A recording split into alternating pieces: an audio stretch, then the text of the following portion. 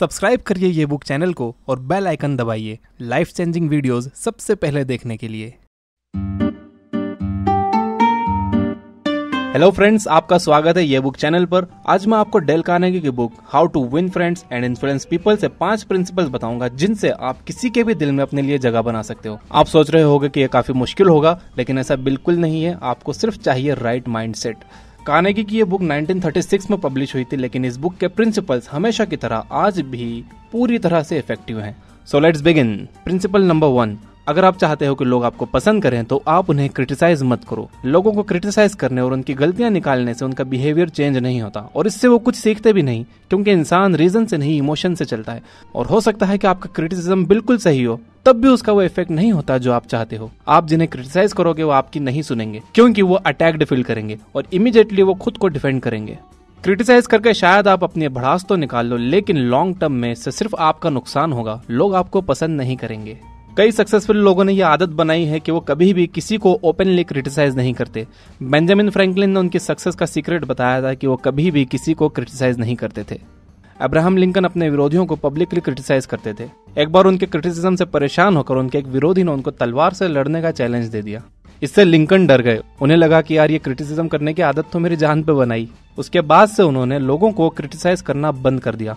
बल्कि civil war के दौरान जो लोग सदर्नर्स के लिए बुरी बातें करते थे, उन्हें लिंकन ने कहा कि उनकी बुराई मत करो, क्योंकि अगर हम भी उनके जैसे हालात में होते तो हम भी उनके जैसे ही होते। लोगों को क्रिटिसाइज करना काफी आसान है, लेकिन उन्हें माफ करने में काफी हिम्मत चाहिए। तो अगर आप चाहते हैं कि लोग आपको पसंद करें तो आप लोगों को समझने की कोशिश करो, उनकी गलतियां एक्सेप्ट करो और आप एक रूल बना लो कि आप कभी भी ओपनली उन्हें क्रिटिसाइज नहीं करोगे, क्योंकि ये क्रिटिसिज्म आपके लिए ही बुरा है। प्रिंसिपल नंबर 2, अगर आपसे कोई गलती हुई है तो इमीडिएटली एक्सेप्ट करो। गलतियां हम सबसे होती हैं। अगर आपसे भी कोई गलती हो गई है और आप पर गुस्सा करने के लिए और आपको नीचा दिखाने के लिए कोई बिल्कुल रेडी बैठा है, तो उस इंसान को अपने फेवर में करने का सिंपल तरीका है कि आप क्विकली और क्लियरली अपनी गलती एक्सेप्ट करो। ये कैसे काम करता है देखिए। ऑथर डेल कार्नेगी के घर के पास एक जंगल था। वो डेली वहां पर अपने कुत्ते के साथ वॉकिंग पर जाते थे और उनकी आदत थी कि वो अपने कुत्ते को चेन से नहीं बांधते थे। और जंगल में कोई आता जाता भी नहीं था, तो इसकी जरूरत भी नहीं थी। एक बार एक पुलिस ऑफिसर वहां आ गया और उसने देख लिया कि कार्नेगी ने अपने कुत्ते को खुला छोड़ा हुआ है। उसने कार्नेगी को डांटते हुए कहा, आपने अपने कुत्ते को चेन से क्यों नहीं बांधा है? क्या आपको मालूम नहीं है कि ये कानून के खिलाफ है? इस पर कार्नेगी ने जवाब दिया, हाँ मुझे मालूम है, लेकिन मुझे लगता है कि ये कुत्ता यहाँ पर किसी को नुकसान नहीं पहुंचाएगा।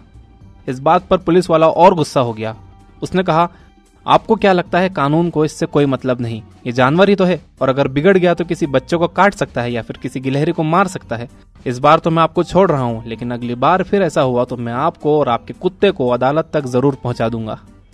कार्नेगी ने यह गलती फिर ना करने का वादा किया और कुछ दिन तक तो वादा निभाया, लेकिन उसके बाद वापस अपनी आदत के हिसाब से कुत्ते को खुला छोड़ दिया। और फिर वही पुलिस ऑफिसर ने देख लिया। इस बार कार्नेगी पूरी तरह से घिरे हुए थे। उन्होंने पुलिस वाले के कुछ बोलने से पहले ही कहना शुरू कर दिया, सॉरी ऑफिसर, आपने मुझे रंगे हाथों पकड़ लिया। मैं अपना गुनाह कबूल करता हूँ। अब मैं कोई बहाना नहीं बनाना चाहता। आपने पहले ही मुझे वार्निंग दी थी, लेकिन गलती मेरी ही थी जो मैंने आपकी बात पर अमल नहीं किया। इस पर पुलिस वाला धीमी आवाज में बोला, मुझे पता है कि सबको अपने कुत्ते को बिना बांधे घुमाना अच्छा लगता है, खास तौर पर तब जब जगह बिल्कुल सूनी हो। इस पर कार्नेगी ने जवाब दिया, सर अच्छा लगने से क्या होता है, मैंने तो कानून तोड़ा है। ऑफिसर ने कहा, लेकिन इतना छोटा सा प्यारा सा कुत्ता किसी को क्या नुकसान पहुंचा सकता है? कार्नेगी ने कहा, सर लेकिन ये गिलहरियों को तो मार ही सकता है। फाइनली ऑफिसर ने कहा, शायद आपने मेरी बातों को ज्यादा ही सीरियसली ले लिया। आप अपने कुत्ते को लेकर चले जाएंगे और हम दोनों ये बात भूल जाएंगे।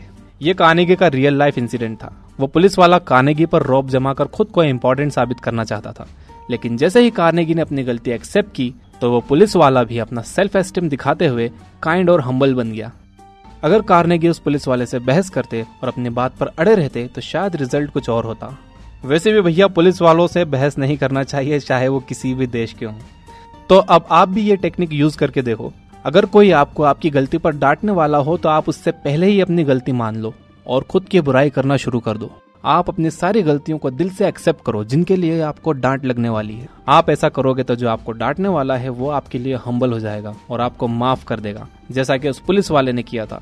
100 में से 99 टाइम्स ऐसा ही होगा। प्रिंसिपल नंबर 3, अगर आप चाहते हो कि लोग आपकी हेल्प करें तो आप उन्हें अप्रिशिएट करो, यानी उन्हें सराहो। हम सब चाहते हैं कि लोग हमें हमारे काम के लिए अप्रिशिएट करें, हमारी तारीफ करें। हमें अप्रिसिएशन अच्छा लगता है। तारीफ और अप्रिसिएशन की डिजायर इंसान से मुश्किल काम करवा देती है। अप्रिसिएशन के लिए लोग हाईएस्ट माउंटेन्स पर चढ़ जाते हैं। अप्रिसिएशन की डिजायर सुपरहिट नॉवेल्स लिखवा देती है। ये डिजायर $multi-million कंपनीज खड़ी करवा देती है। एक स्टूडेंट एग्जाम में टॉप करता है ये सोच करके उसके पेरेंट्स उसे अप्रिशिएट करेंगे। तो इससे हमने क्या सीखा? बुरे काम के लिए पनिशमेंट देने के मुकाबले अच्छे काम के लिए अप्रिशिएट करना एक बहुत बड़ा रिवॉर्ड है। तो अगर आप किसी से कोई काम करवाना चाहते हो तो मेक श्योर कि वो जानते हो कि आप उन्हें हमेशा अप्रिशिएट करते हो, ना कि उनकी बुराई करते रहते हो। लोगों को अप्रिशिएट करने के लिए आप सिंपल वर्ड्स यूज कर सकते हो, लाइक थैंक यू या फिर आई एम सॉरी। लोगों की सच्ची तारीफ करना सीखो। अगर आप झूठी तारीफ करोगे तो सामने वाले को पता चल जाएगा और आपकी ये तारीफ काम नहीं करेगी। हमें पता चल जाता है कि कौन हमारी सच्ची तारीफ कर रहा है और कौन हमारी झूठी तारीफ कर रहा है, क्योंकि हम जानते हैं कि हम कितने पानी में हैं। इसलिए अगर आप किसी को अप्रिशिएट कर रहे हो तो वो ईमानदारी से करना चाहिए। इस ईमानदारी को लाने के लिए राइट माइंडसेट होना बहुत जरूरी है। आप राल्फ वाल्डो एमरसन की तरह सोचने की कोशिश कर सकते हो, जिन्होंने कहा था कि वो जिस इंसान से भी मिले वो किसी न किसी तरह उनसे सुपीरियर था, इसलिए हर इंसान से कुछ न कुछ सीखा जा सकता था और उन्हें अप्रिशिएट किया जा सकता था। तो अगर आप लोगों को सीरियसली लोगे और उन्हें रिस्पेक्ट दोगे तो आपके लिए उनके काम की तारीफ करना आसान हो जाएगा और आप ईमानदारी से उन्हें अप्रिशिएट कर सकोगे। और इसके बदले में वो आपको पसंद करेंगे, आपके साथ काम करना एंजॉय करेंगे और आपके लिए कुछ भी करने के लिए हमेशा तैयार रहेंगे। प्रिंसिपल नंबर 4, अगर आप इंटरेस्टिंग बनना चाहते हो तो दूसरे लोगों में जेन्युइनली इंटरेस्टेड बनो।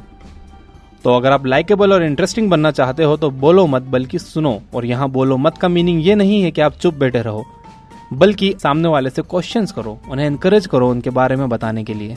और सुनने का मतलब है कि अगर आप एक डॉक्टर से मिल रहे हो तो उनसे पूछो उनके सबसे अजीब पेशेंट के बारे में। अगर आप एक पियानिस्ट से मिल रहे हो तो उनसे पूछो कि वो इतना अच्छा पियानो कैसे प्ले कर लेते हैं।